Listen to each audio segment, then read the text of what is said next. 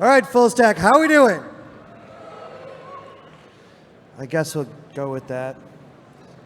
So most companies know that making the right product and finding the right market is kind of the easy part. The more difficult thing is when your customers and your product targets developers.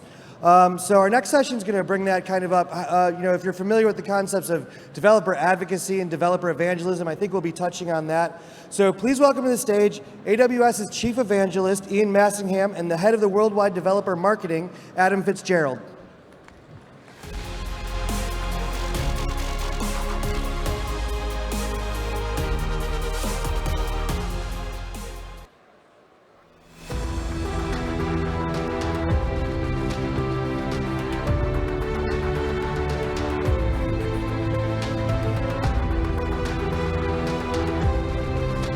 Hello, and good morning. My name is Ian Massingham. I'm with Amazon Web Services, and I'm joined by Adam FitzGerald, also from AWS. If you're not familiar with AWS, our business is the cloud computing division within Amazon.com, and we're lucky enough to have a platform that is used by millions of developers every single month to build and operate some of the most high-profile startups around the world, as well as all kinds of major enterprises and government departments as well, for that matter. And I'm joined by Adam, who is the head of developer relations at AWS. And we're going to talk to you a little bit this morning about how you go from having a cool product that you've designed for developers to use to having what we all want to see, which is a ton of usage of that product. And of course, you've got to put something in that box. And the thing that you put in that box is the amorphous developer marketing. And hopefully what we're going to do this morning is share a little bit about some of the things that we've learned in creating and executing programs that encourage developers to use platforms, the platforms of the type of which AWS have built, and hopefully that many of you in the room will either have built or be thinking about building. So, Adam, I used a couple of terms there, platform and developers. The first thing that I think it would be good to do is that we could talk a little bit about what those two terms mean, just to get everybody onto the same page. Yeah, sure. So, when you think of a developer, you might think traditionally of somebody that operates inside an IDE that's coding in Java or C# or something like that. But the actual definition for developers, I think, is much more expansive than that. Pretty much anybody that is building some kind of technical use across a platform, I consider them to be a developer. Maybe they're configuring an analytics pipeline, maybe they're building a machine learning model, maybe they're writing infrastructure as code, but they're actually using their problem solving and technical skills to actually build a solution for something. And so those people, in my mind, are developers. And then for the platform, it's pretty much, you might think of a platform as an individual unit or as an ecosystem in a traditional sense. But these days, anything with an API has the potential to be a platform for people. It's a mechanism or a tool or an interface that allows a developer to use that service, to program against it, and use it in a way to extend their solution and build a solution of their own. So anything that's got an API into it is a potential to be a platform. And I certainly feel that developers have some unique characteristics that set them apart from other types of customers, traditional end-user customers, for example. What do you think makes developers different? What is it that is unique or distinctive about developers as a target market or a target audience? Yeah, so developers are, I don't want to say they're unique. Everybody's a human being. They've still got responsibilities. They respond in certain ways, but you can't bring the same sort of consumer marketing techniques you might use when you want to engage with developers. Developers specifically are problem solvers. They like to solve a problem and try to get to the bottom of an issue and get to a solution that works and then can be repeatable over and over again. So focusing on solutions is really important. They're also incredibly busy. There's a lot of responsibilities that developers have. So you need to understand that if you're going to try to convince them to do something with your platform or your tool, you're actually asking them to trade their intellectual capital, the thing they already know how to do, in order to do the thing that you're asking them to do. So you've got to make sure you're engaging with them in a way that helps them understand what the value of that is. And then, developer marketing is kind of a strange word to say, because if you speak to most developers and ask them what do you think of marketing, they tell you they hate it. Do not engage. Marketing. Don't let me talk to those guys. I don't want to talk to anybody from marketing. I don't want to talk to the sales guys. I don't want to talk to any of those people. So really, developer marketing isn't about marketing. It's about building trust with this audience of problem solvers. And you got to think about, how do I reinforce a trusting relationship with those guys? And this is something that, fortunately, at AWS we've understand really well, and the leadership at Amazon's understood that very well for a long time. So when we engage with our customers and think about our customers, we spend a lot of our energy trying to earn their trust, trying to earn and build a relationship with them and understand them from where they're coming from, not from our perspective. We'll talk a little bit more about strategies and tactics for doing that a little bit later in the session, I'm sure. But what about building products for developers? So the first box on my slide was build a cool product that developers, will adopt at scale. But what do you actually need to think about when establishing what you're going to build and how you're going to build it to make it relevant to this particular type of audience? Yeah, so I think the very first thing you got to do is you got to build something that developers actually need. Right? You can't go ahead and build something. You can't just slap an API on some system you've got and think that everybody's going to start using it. Okay, that's not what happens. Developers tend to think about their problems as a discrete space. This is the thing they're trying to solve. And so if you're building a product for them, you've got to actually solve one of those problems. You've got to actually remove some of the burden from them in some kind of way. And so at AWS, when we do this, we think about this as a product or a service where we're actually making things easier for developers. And then once you've built a service or built a solution that makes things easier for developers, you've got to keep listening to them. You've got to understand what their needs are. You've got to keep iterating on that. You've got to keep make enhancements to what's happening.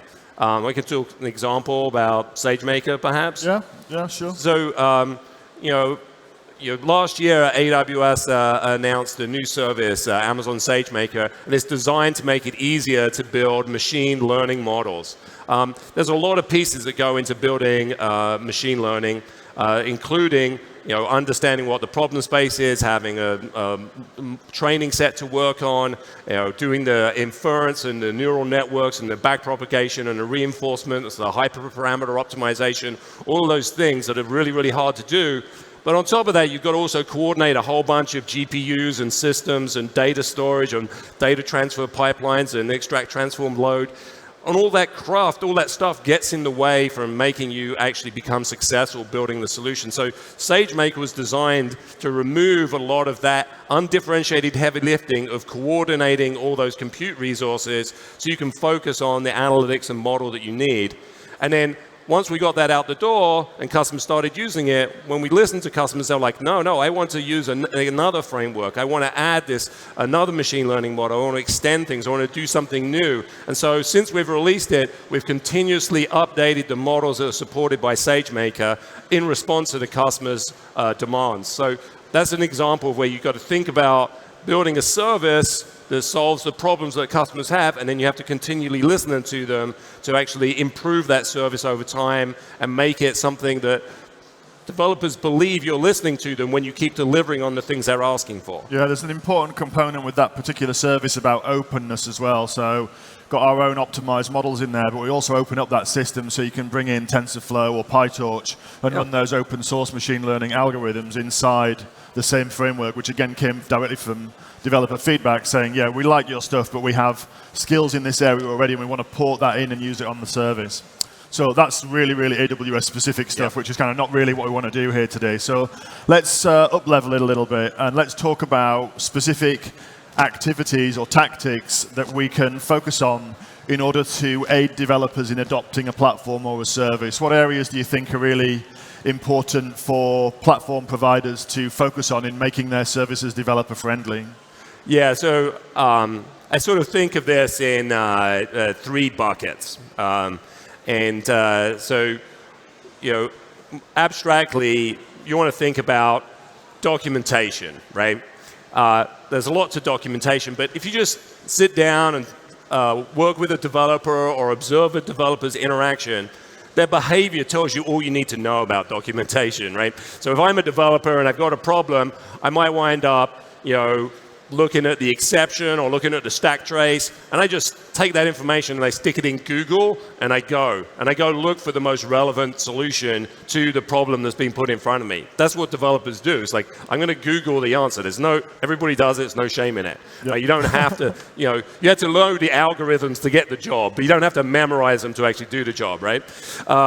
So when you're a developer, that's your behavior. So that means that the breadth of your documentation and the fact that your documentation is actually addressing the problems the developer has is incredibly important. And so the developers, they don't come to your homepage and navigate to the docs tab and look down all the index forms you've got on the left-hand side of your pages. They're going straight into the docs, straight out of Google. So your long tail of your documentation is incredibly important. So you've got to make sure that you're writing documentation that solves developer needs, is indexed and optimized for searchability and discoverability. And lastly, you want to make sure that that documentation is actually accessible for developers if they find that there's a problem with it. So it's actually a best practice to put your documentation in some kind of markdown or textual format that can be stored in GitHub or a public repo, and allow your customers and developers to make pull requests against it to make corrections to what's happening. AWS has moved all this documentation into a public format like that for GitHub, and that's a really important part of the the developer experience they have with your platform. There's one critical thing there which I'd add, which is just because you open source your documentation does not mean that you abdicate responsibility for writing it or maintaining it. So you as a platform provider, a product provider, you still need to do that. The community will fix things, and the community will also do something else which is incredibly valuable, which is adding samples. Sample code and example implementations are fundamentally important for helping developers bootstrap quickly, and that's something that communities will very happily add to open source documentation. But they can't be the primary author for your docs. That just, it doesn't work. And I would say another thing as well. You want to make your engineers write your documentation if you can. Right? Yep. You don't want some abstract team that writes your docs that's totally devoid from the actual production of the service or solution that you're making. You want those teams as close together as possible so that there isn't any disconnect or misunderstanding about what the purpose of a product is. Absolutely right, yeah. So moving on from docs, what else is it important for platform providers to focus on? You said you had 3 areas to focus on, so what's number 2? Yeah, so the second area I'd say is understanding the customer voice. I said that developers are allergic to marketing. Well, yeah, they're allergic to you telling them how good you think your thing is, right?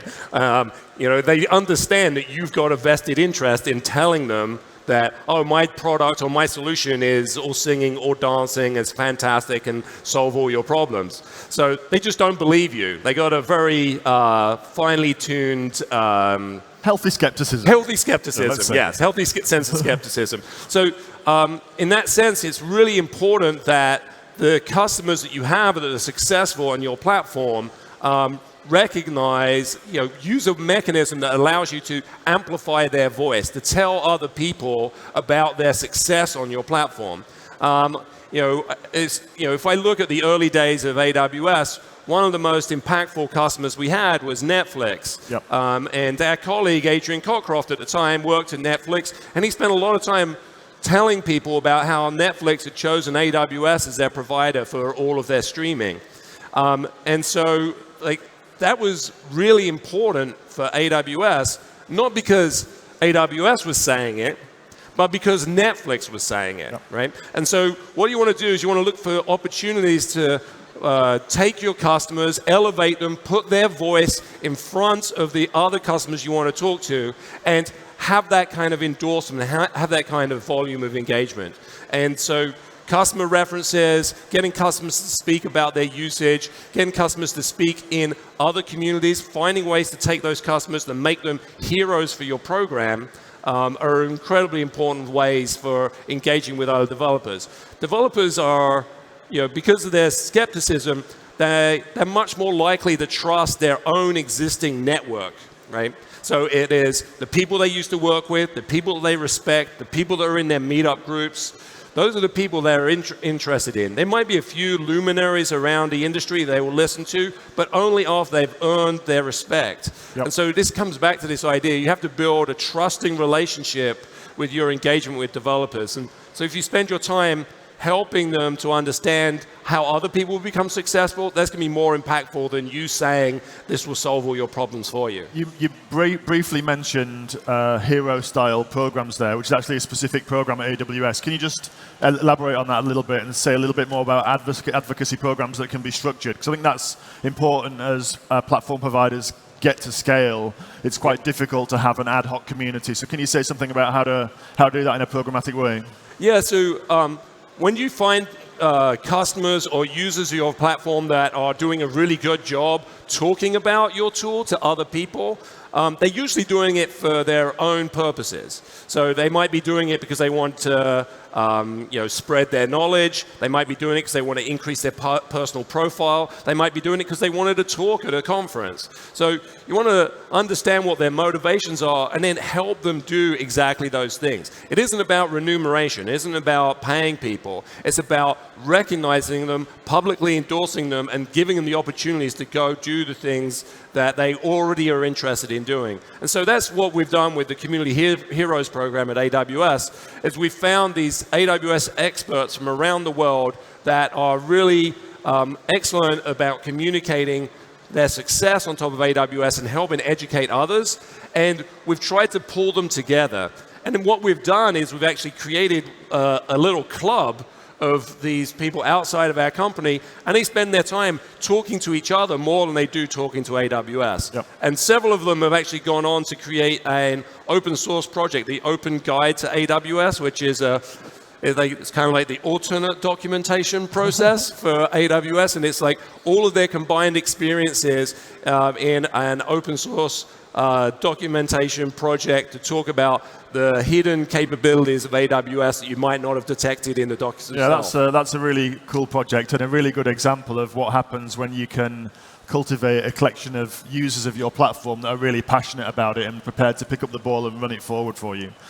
Running out of time, so the third area that we're going to talk about. The third area is you want to make sure you shorten the path to success for developers as much as possible.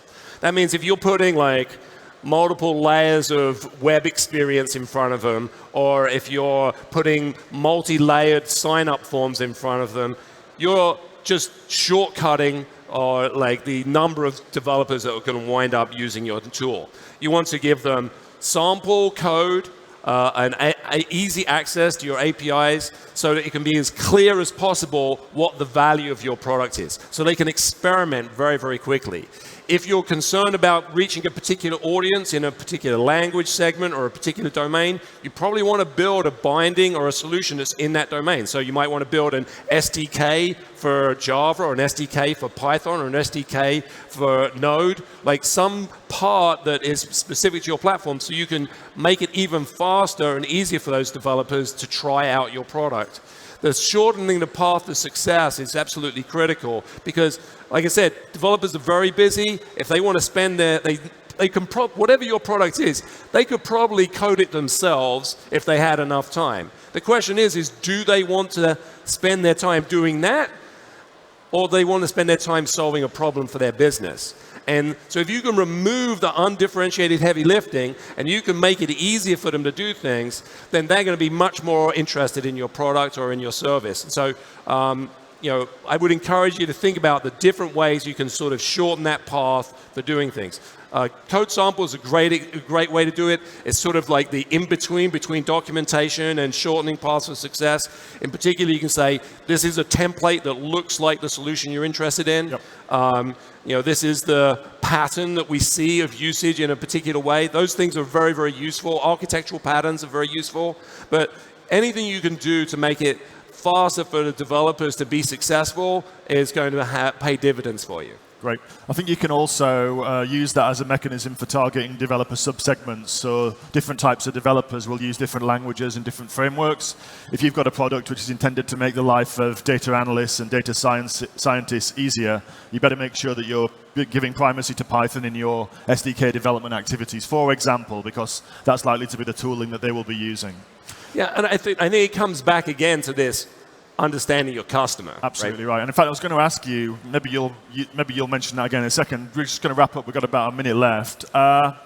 Your top piece of advice for organizations focusing on developers as a target market, just for one takeaway for the audience that have joined us here today, Adam, what do you think? Yeah, so I'd say, developers are customers for your platform. And by spending your time thinking and understanding exactly what they do, it will help you craft a better solution for them, help you improve your platform for them. You should obsess about your customers. You should think about your customers very, very deeply. It's a fundamental tenet for Amazon and particularly for AWS, that's what we think about every day. The question we ask ourselves in meetings when we're developing a new service or building a new solution is always, is this going to help my customer? What does a customer want to do with this? So thinking about your customers is the most important thing. And when your customers are successful, then you'll be successful too.